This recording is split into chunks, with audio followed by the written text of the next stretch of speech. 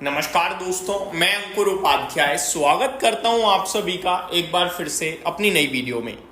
दोस्तों, कल से फ्राइडे तक में अगर सबसे बड़ी बात करी जाए तो वो तो यूएस का हमला हो चुका है, जिसके बारे में मैंने डिटेल में आप सभी के साथ शेयर मार्केट एनालिसिस वाले चैनल पे बात करी है। इसमें भी मैं आप सभी के साथ कवर करूंगा चीजें, लेकिन इस वीडियो में मैं एक एक करके आपके साथ बड़े ट्रिगर्स के बारे में डिस्कस करना चाहूंगा। सबसे पहले और सबसे बड़ा ट्रिगर जिसकी वजह से कल बाजार की धज्जियां उड़ सकती हैं वो ये है कि यूएस ने कहा कुछ और करा कुछ।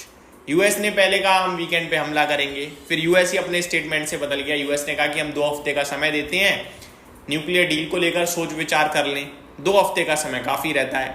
दुनिया खुश थी कि हाँ भाई 2 हफ्ते का समय तो काफ़ी है, बात बन जाएगी। लेकिन फिर वीकेंड पे अचानक से हमला कर दिया।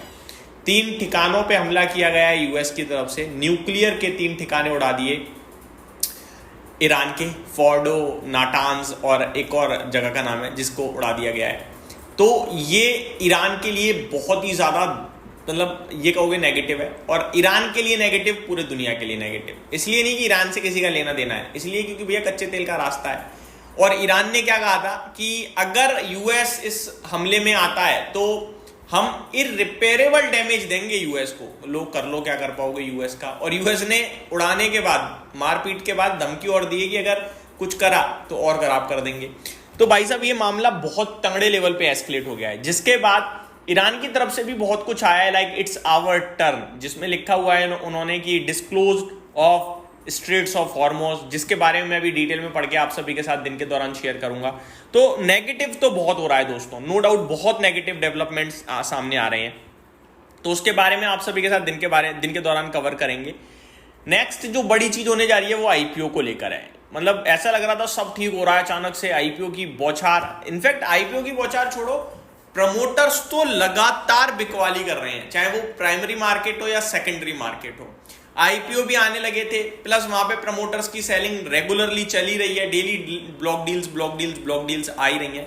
लेकिन अच्छी बात यह कि कैसा भी माहौल हो, भारत में आराम से आप बेच सकते हो, आराम से खरीद सकते हो, लिक्विडिटी की कोई कमी नहीं है। अब ऐसे में दोस्तों करीब 15,800 करोड़ के आईपीओ खड़े हैं आपके लिए इस हफ्ते, मंडे टू फ्राइडे में, जिसमें एक ही आईपीओ है 12,500 करोड़ का। कल मैंने एचडीबी फाइनेंशियल के आईपीओ की डिटेल शेयर करी थी। मैंने उसमें कहा कि 1250 करोड़ के कोटा है एचडीएफसी बैंक के शेयर धारकों का, 1250 करोड़ का। लोग एक कमेंट आता है कि भाई 1250 करोड़ का आईपीओ नहीं है, 12,500 करोड़ का आईपीओ है। मेरे को पता है भाई 12,500 करोड़ का है। मैं वीडियो में क्या बोल रहा हूँ सुन तो लो पहले। 1250 करोड़ का कोटा है भाई एचडीएफसी बैंक के शेयर धारकों के लिए। टोटल तो 12,500 करोड़ का है।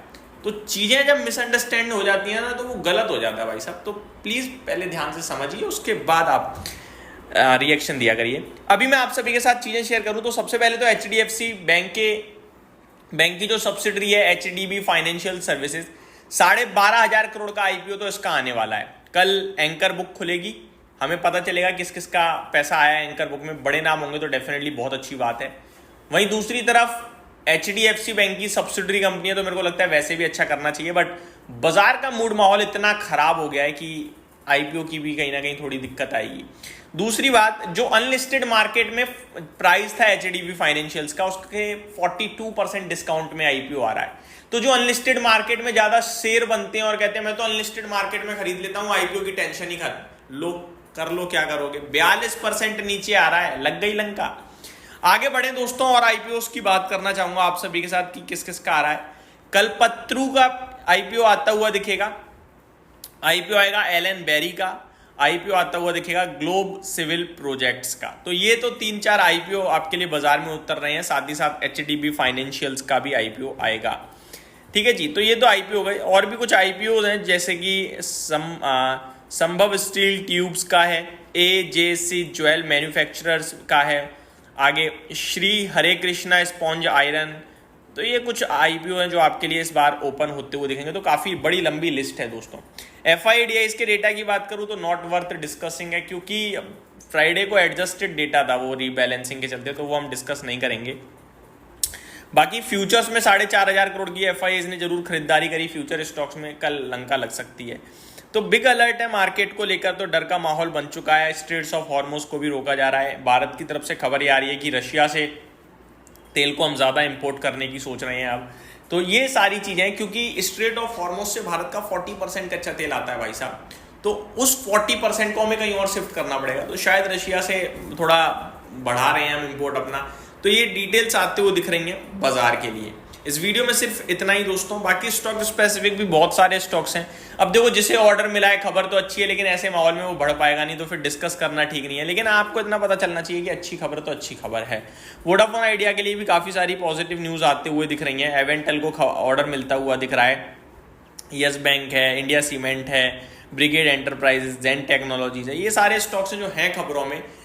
इंट्रैक्ट बिल्डिंग सॉल्यूशंस को ऑर्डर मिलता हुआ दिख रहा है। बट मार्केट का इतना खतरनाक व्यू बन रहा है इस समय कल का कि इन सब के ऑर्डर्स की खबरें छोटी पड़ जाएंगी कल, जो हो सकता है उसके सामने। यही समाप्त करता हूँ इस वीडियो को। Thank you so much for watching this video. Have a great day guys.